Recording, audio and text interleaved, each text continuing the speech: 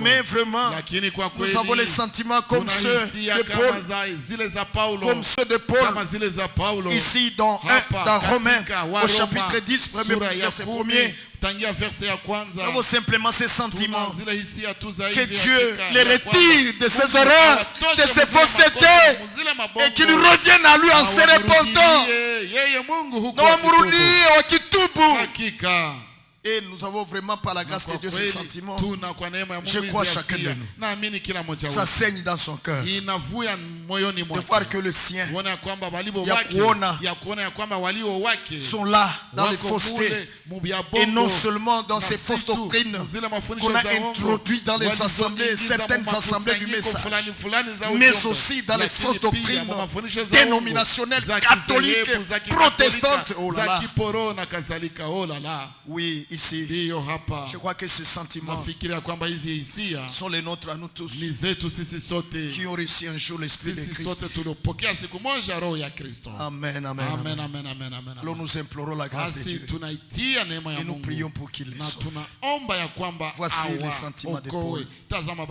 Voici les sentiments de Paul. Il pouvait dire ceci: frères et sœurs, je souhaite de tout cœur que les Israélites soient sauvés.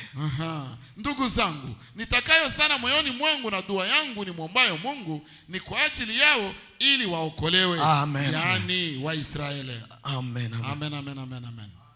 Si je n'ai pas de tels sentiments, kama sina hisia za hivi, quelque chose ne va pas avec kitu fulani hakiendeke ndani mwangu. C'est juste. Ni kweli. Mon expérience avec Dieu doit être revue. Mazoezi yangu pamoja na Mungu inapasha rudiwamo. Amen, amen, amen, amen, amen, amen, amen. Parce que ça c'est l'esprit de Christ. De tels sentiments sont des sentiments de Christ.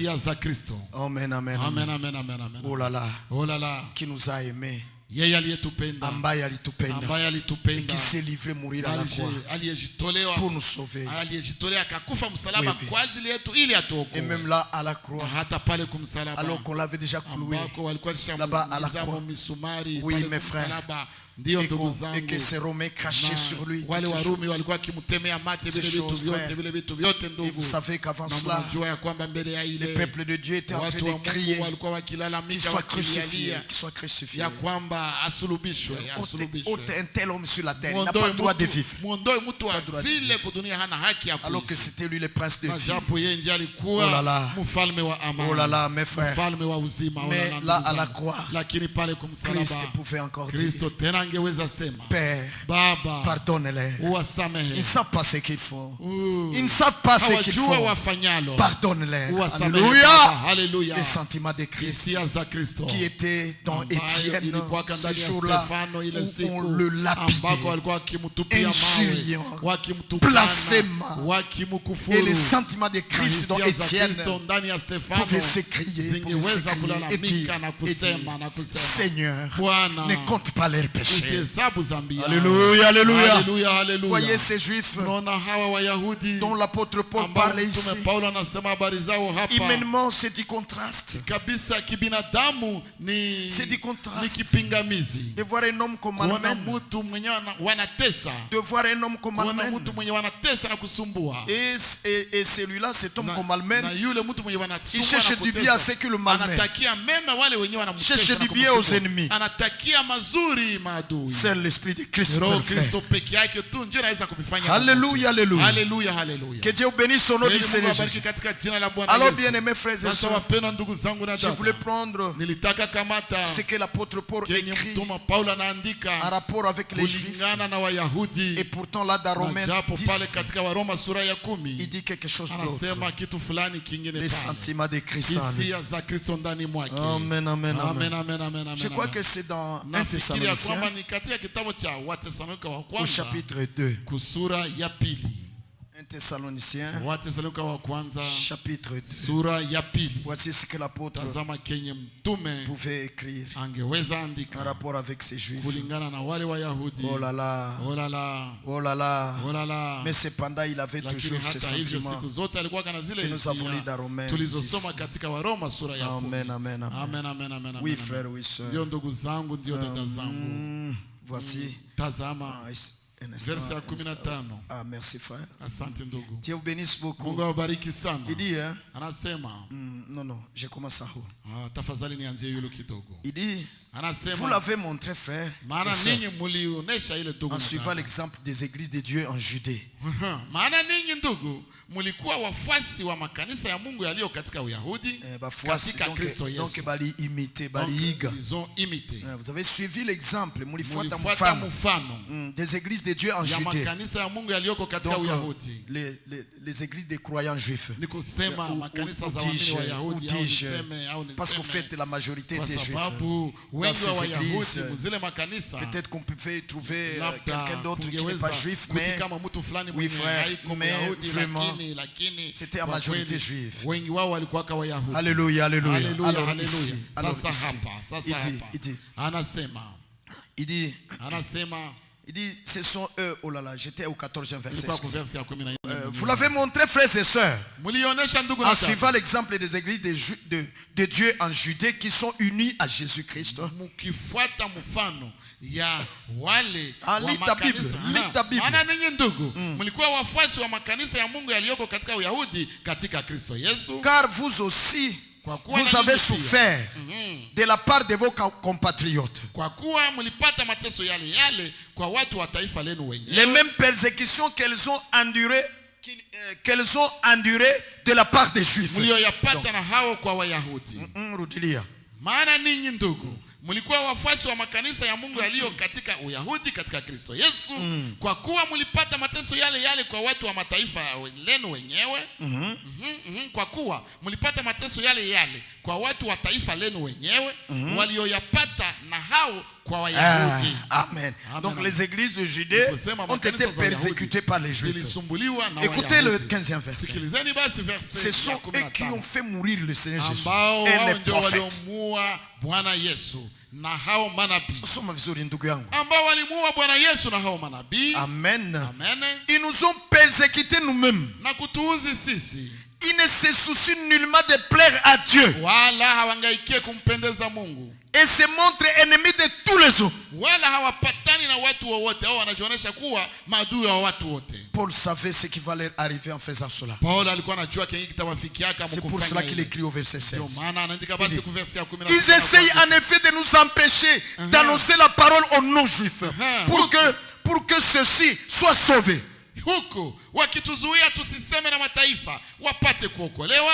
Et ils portent ainsi à leur comble le péché, les péchés. Voyez. Wakituzuia tusiseme na mataifa wapate kuokolewa ili watimize dhambi zao siku zote. Donc ils portent ainsi à leur comble. Donc banajaza kikombe ya zambi yao.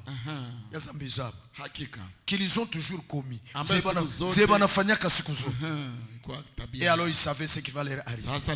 Et il a dit aussi la colère de Dieu a-t-elle fini par les atteindre? Lakini hasira imewafikia hata mwisho. La colère de Dieu hasira ya Mungu a fini par les atteindre. Ilifikia kuwapata tu. Mais malgré cela frère, hata hivyo ndugu zangu na dada, nous avons lu là-bas dans pale katika Waroma sura ya 10 par l'esprit de Christ dans Paul. Kristo iliyokuwa ndani ya Paulo. Alléluia. Alléluia. Il souhaitait qu'il soit sauvé. Alikuwa anataka waokolewe. Et voici ce que nous réalisons. Natazama kenye tunasoma katika Waroma sura ya 10 mstari wa 10. Frères et sœurs, ndugu na je souhaite de tout cœur que les Israélites soient sauvés. Et c'est ce que je demande instamment dans mes prières. Omba bila kukoma mu maombi zangu.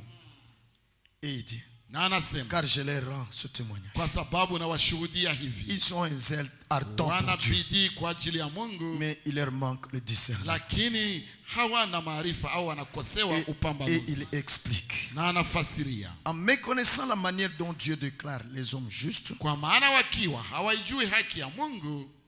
Et en cherchant à être déclarés justes par leurs propres moyens, na wakitaka kuidhibitisha haki yao wenyewe, ils ne se sont pas soumis à Dieu en acceptant le moyen par lequel il nous déclare juste. Hawakujitia chini ya haki ya Mungu. Car Christ a mis fin au régime de la loi. Kwa maana Kristo ni mwisho wa sheria. Pour que tous ceux qui croient soient déclarés justes. Ili kila aaminie ahesabiwe haki. Voyez ces sentiments si. Que Dieu soit loué et remercié.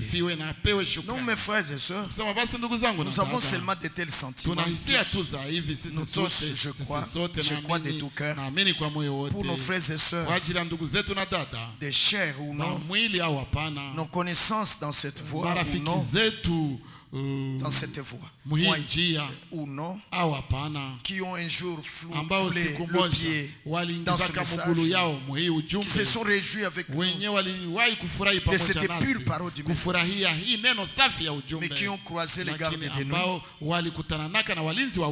qui les ont battus,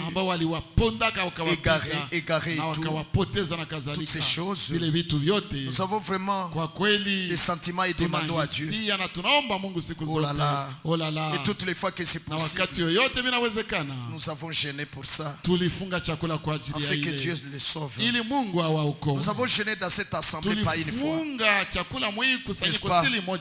Et parmi les requêtes, c'était de demander à Dieu qu'il sauve les nôtres qui sont égarés. Dans nos prières de tout le temps, frère, peut-être chaque jour, peut-être chaque jour, et nous disons à Dieu, Père Céleste, sauve davantage, Seigneur. Fais sortir davantage de la confusion. Fais sortir beaucoup, encore davantage du nicolaïsme. Ne permets pas que ton peuple continue à être malmené par des inconvertis. Wasiendelee kusumbuliwa na watu ambao hawaongoke, des personnes incirconcis de cœur, qui ne comprennent pas la parole du Seigneur et qui pensent que être prédicateur ou ancien d'église, c'est un titre auquel il faut sauter vite pour s'enrichir, pour chercher de la gloire. Non, voyez, ils ont fait confusion entre le royaume de Dieu et le royaume du monde, entre servir Dieu et être serviteur des hommes. Vous savez-vous, est-ce que vous comprenez cela?